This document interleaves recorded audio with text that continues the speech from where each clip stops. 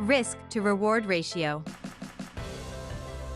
The risk to reward ratio is essentially the expected loss from a trade compared to the expected profit. The ratio is calculated before you trade, usually at the end of the analysis process, and it's really important to consider because it indicates the overall quality of an investment. For example, if you plan on buying Apple stock with the expected risk of 5% and a target return of 15%, the risk to reward ratio would be 1 to 3. That means that the expected return is 3 times the expected loss.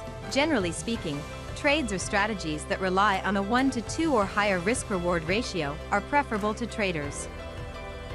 Simply put, the profit from one trade would compensate for 2 losses, and even with a 50% success rate, you could make a profit in the market. It is a key part of any trading strategy because it helps uncover the potential success rate of the trades and whether it suits your trading style.